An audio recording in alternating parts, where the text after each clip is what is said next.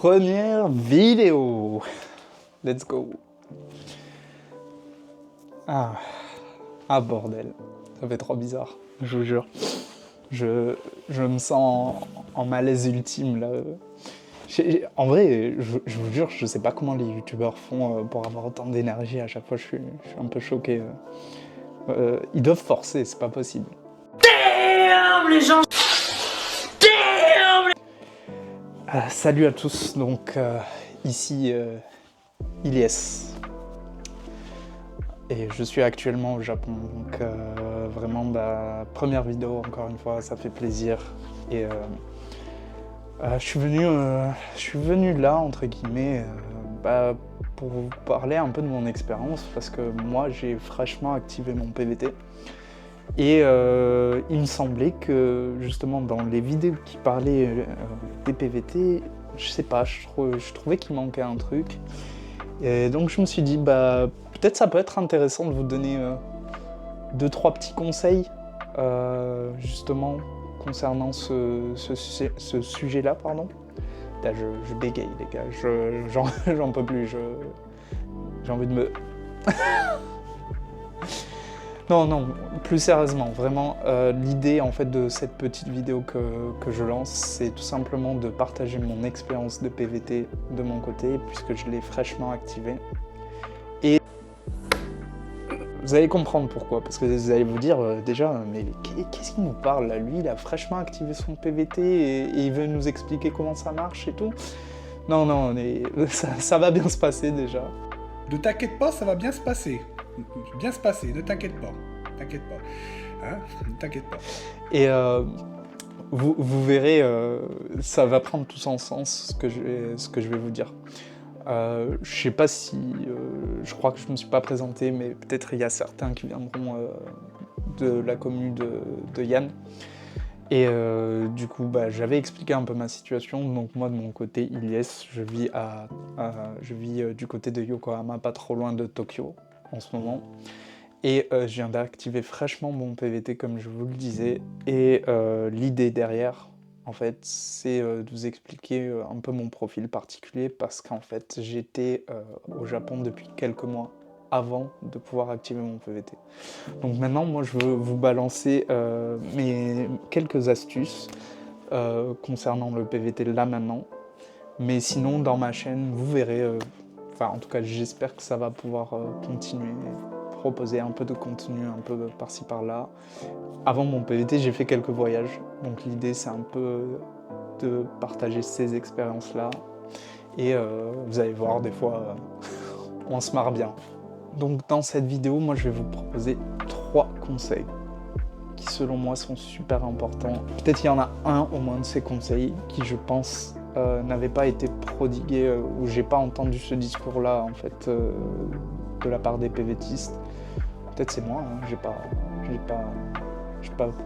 Après je peux pas voir tout le contenu au monde non plus, mais voilà. Donc là l'idée c'est un peu de parler un peu du PVT et vous montrer comment vous pouvez le transformer en tremplin. Et justement, vous pouvez le transformer en tremplin, pas que dans le pays d'accueil. Donc c'est un peu quelque chose qu'il faut mettre en avant. Conseil numéro 1. N'active pas ton PVT de suite. What the fuck? Je sais, c'est complètement contre-intuitif ce que je suis en train de vous dire, mais je vous jure, n'activez pas votre PVT de suite. En fait, ce conseil, il va dépendre de votre plan, de votre trajectoire, en fait. Qu'est-ce que vous voulez faire et votre objectif, bien sûr. Moi, je vais parler de mon cas personnel, pour le coup, sur ce premier conseil, mais je pense que la plupart, vous y retrouverez. Donc en fait, je ne sais pas si vous êtes au courant, mais quand vous allez vous faire la démarche de demande de visa au consulat du pays qui vous intéresse, moi en l'occurrence c'était le Japon, donc moi j'ai dû passer par le consulat qui était dépendant du sud, de la région sud en France, donc c'est Marseille. J'ai déposé ma demande, et donc moi ma demande je l'avais fait en mai 2024. Et en fait une fois que ton dossier est validé, complet, etc., ils vont prendre ton passeport, ils vont le prendre et ils vont accoler l'autorisation de visa dessus. Mais en fait, ce que peu de gens savent, enfin, mais je pense que vous le savez dès le début, mais ce que peu de gens font attention, on va dire, c'est que ce visa, en fait, il vous est délivré et vous avez 1 an pour l'utiliser. Ok ? Donc, c'est-à-dire que moi, quand j'avais fait la démarche pour mai 2024, j'avais jusqu'à mai 2025 pour me présenter au Japon, donc devant l'immigration japonaise à l'aéroport. Et une fois que j'arrive, ils me disent « Ouais, t'as un visa, est-ce que tu veux l'activer ?» Et moi, en fait, la première fois que je suis arrivé au Japon, c'était vers novembre, et je leur ai dit non. Et vous savez, j'imagine que vous devinez pourquoi maintenant. Parce qu'en fait, ça me permettait de pouvoir rentrer en touriste et ne pas avoir consommé ce PVT. Parce qu'une fois que vous déclenchez en fait votre PVT, il y a le compte à rebours de 1 an qui est activé. C'est-à-dire si moi j'étais arrivé en novembre au Japon et que j'avais dit je veux activer mon PVT maintenant, en fait j'aurais de novembre 2024 à novembre 2025 pour rester, vous imaginez. Donc ça veut dire que moi, qui suis là depuis novembre et quelques, j'aurais grignoté 6 mois.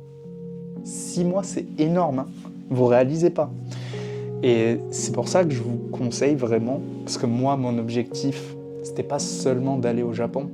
Quand je suis parti, c'était aussi de voir qu'est-ce qu'il y avait un peu ailleurs, dans les pays voisins au Japon. Parce que moi, si vous voulez, je suis parti dans une démarche, tu vas rester 1 an au Japon, 1 an au Japon, donc il va falloir un peu comprendre leur culture. Mais si tu veux comprendre la culture, il faut aussi comprendre la culture de la région d'où se trouve le Japon.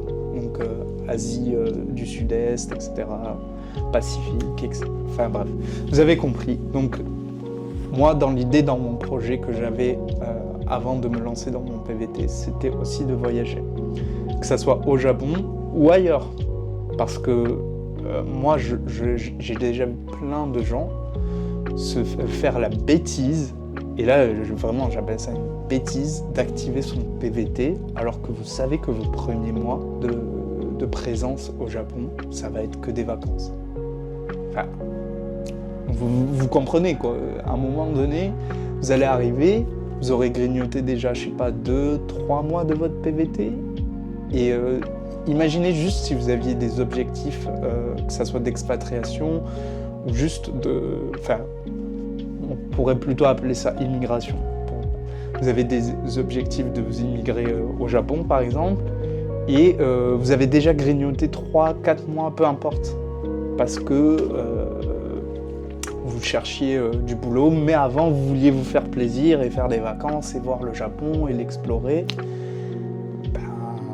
Vous avez perdu 4 mois de possibilités, d'opportunités de pouvoir trouver un boulot et aussi de se faire accepter dans l'entreprise. Parce que en fait, vos relations au boulot, elles doivent se développer. Vous devez montrer et prouver à chaque fois que vous êtes bon en fait de ce que vous faites et que vous êtes digne de confiance et que vous méritez qu'on puisse vous proposer après votre PVT un visa travail. Donc ça, faut le calculer. Ça, selon vos objectifs, il faut faire super attention. Si vous ne faites pas attention, en fait, vous avez grillé 3-4 mois, allez, on va dire, parce que vous vouliez vous amuser, etc. Mais qu'en même temps, vous aviez ce petit plan au fond de votre tête de vouloir rester dans le pays d'accueil du PVT. Sachant qu'en plus, vous avez des pays d'accueil qui proposent que 1 an. 1 an de visa. Il y en a d'autres où c'est un peu plus clément. En Australie, selon certaines conditions, tu peux avoir 2 ans, enfin donc 1 an, puis renouvellement. Et si tu as travaillé, je crois, dans des fermes ou je sais pas quoi, tu peux avoir un visa qui est un peu plus étendu que 1 an. Mais voilà, moi par exemple, je me trouve dans le cas où je suis dans un pays où ils renouvellent pas aux Français en fait les PVT. Ils font pas un renouvellement d'1 an, donc c'est un peu un one shot, one opportunity. Donc vraiment, je vous en conjure, si vous avez des plans pour visiter le pays ou pour aller dans des pays voisins pour découvrir aussi la culture, n'activez pas votre PVT. Ça sert à quoi? Vous allez perdre votre temps. Vous allez perdre du temps, vous allez grignoter les quelques mois qui auraient pu peut-être être plus précieux pour vous plus tard dans le cadre de votre PVT. Vraiment, encore une fois, ça pourrait être contre-intuitif dit comme ça, mais non, ça l'est pas, vraiment. Moi, je vous invite à pouvoir profiter du pays dans lequel vous allez être accueilli, pardon, et que vous viviez votre expérience au maximum. Mais dans ce cas, faites une espèce d'optimisation de votre séjour.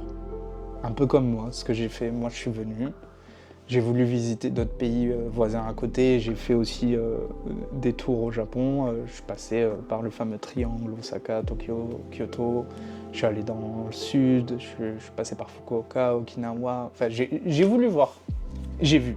Et maintenant je suis content parce que même si je vais devoir commencer une rat race ou quoi que ce soit, j'aurais exploré un petit peu avant. Donc, et sans conséquence sur les mois passés sur mon PVT, puisque en fait, je ne l'ai pas activé, tout simplement.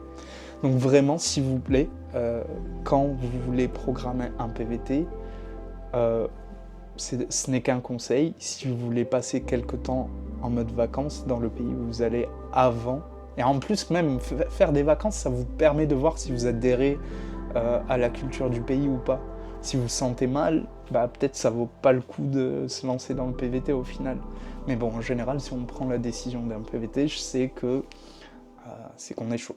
Donc on est prêt, parce que ça implique beaucoup de choses, hein, on est prêt à quitter son pays, ses amis, son entourage, sa famille. Mais dans l'idée, vraiment, ayez un plan, quoi. Ayez un plan, si vous visitez le pays, je vous en supplie, ne venez pas en ayant gâché ces quelques mois qui auraient pu être précieux. Voilà. Conseil numéro 2. Les gars, on est en 2025, on va pas se le cacher, on vit dans un monde justement où les échanges sont plus simples entre chaque pays, etc. Et maintenant, les opportunités qu'on peut obtenir ne sont plus les mêmes qu'il y a, je sais pas, 100 ans, il y a 50 ans même. Vraiment, là, il y a un boom de tout, de l'IT, des technologies, vraiment pas mal de choses qui permettent de vous ouvrir justement aux opportunités durant votre PVT. Et donc, même si vous faites un PVT dans votre pays d'accueil, sachez que les opportunités, qu'elles soient de boulot ou quoi que ce soit, elles se limitent pas que dans le pays où vous vous trouvez. Bon, en effet, après, pour les déplacements géographiquement, c'est sûr que c'est pas simple. Mais on vit en 2025, on est dans une période où vous pouvez trouver du travail en remote. Vous êtes dans une période où justement les opportunités deviennent de plus en plus sans frontières. Donc vraiment, profitez-en. C'est quelque chose que je vous invite à faire. Moi personnellement, là, en ce moment, je regarde pour des offres de travail. Mais ces offres de travail, je ne vais pas me limiter qu'aux offres qu'il y a au Japon. Idéalement, moi j'aimerais bien que ça soit des offres japonaises, parce que moi après je pourrais un peu prouver ma valeur, ma détermination et voir si après, si je match bien, que ce soit avec l'entreprise, que ce soit avec les collègues, enfin bref, que ce soit avec la vie japonaise en général et la culture, ça me permettrait justement de pouvoir me mettre en avant et dire je suis prêt à pouvoir transitionner vers un PVT, d'un PVT jusqu'à un visa travail. Donc vraiment saisissez les opportunités et surtout notamment si vous êtes diplômé, si vous avez des qualifications, si vous avez des compétences qui vous permettent justement de s'ouvrir à ce genre de choses, mais allez-y. Ne vous fermez pas qu'au Japon. Et au pire des cas, si vous ouvrez à une opportunité à l'étranger et que vous êtes et qu'elle n'a rien à voir avec le pays d'accueil, souvent, je pense souvent, parce qu'en particulier les boîtes qui peuvent se permettre de faire du remote, elles ont des branches dans le pays d'accueil. Donc peut-être vous pouvez faire quelque chose à ce moment-là et pouvoir jouer sur le fait de pouvoir obtenir un visa de travail à travers leurs branches, etc. Mais vraiment, ne limitez pas vos opportunités qu'au pays d'accueil. Okay, maintenant, il faut avancer. On est dans un monde qui s'est ouvert sur tous les plans. Donc, je vous invite professionnellement, en tout cas, à pouvoir saisir d'autres opportunités qu'il y a ailleurs. Conseil numéro 3. Moi, je vais la faire à la japonaise. 3. Donc, mon conseil numéro 3. Et là, je vais enfoncer des portes ouvertes, mais créer du lien. C'est super important de créer du lien avec les gens. Vous ne pouvez pas vous permettre, dans votre aventure de PVT, d'être seul. En vrai, vous pouvez, hein, mais moi, personnellement, je pense que si vous voulez faire en sorte que ce PVT devienne une réussite, faut que ça soit un moment... je dis pas que ça soit du collectif, hein, j'ai pas envie de vous balancer des phrases bullshit de sport ou je sais pas quoi. Mais c'est vrai que vivre son expérience de PVT à plusieurs, ça fait toujours un peu plus du bien, ça met du baume au cœur. Et ça vous permet aussi de garder contact en fait, avec des gens qui vous ressemblent. Parce que, je vous le dis d'ores et déjà, des gens qui veulent sauter le pas, quitter leur pays, il n'y en a pas non plus des masses. C'est vrai que, moi je le reconnais, en France il y a un certain confort, en Europe il y a un certain confort, etc. Mais bouger d'un pays dans lequel c'est pas votre langue natale, dans lequel il y a des habitudes que vous n'avez pas, des codes que vous n'avez pas encore, qu'il va falloir intégrer et qui peut être un peu difficile hein, selon la personnalité que vous avez. Hein. Il y a plein de paramètres qui vont faire en sorte que en fait, ton aventure de PVTiste, elle va bien se passer. Et moi, je pense personnellement que créer du lien, c'est important. Pouvoir échanger avec des gens qui ont sauté le pas comme toi et moi, vraiment, faut pas hésiter à rentrer en contact avec eux parce qu'ils ont une expérience, ils n'ont pas forcément vécu peut-être les mêmes choses de la même manière. Donc vraiment, vous allez en retirer quelque chose et puis ça fait toujours du bien de voir quelqu'un qui nous ressemble en fait. C'est humain. C'est humain de pouvoir se reposer sur des personnes qui sont comme nous. Mais en même temps, je vous invite, et ça c'est le conseil bis à faire du lien, c'est de faire du lien aussi avec les locaux.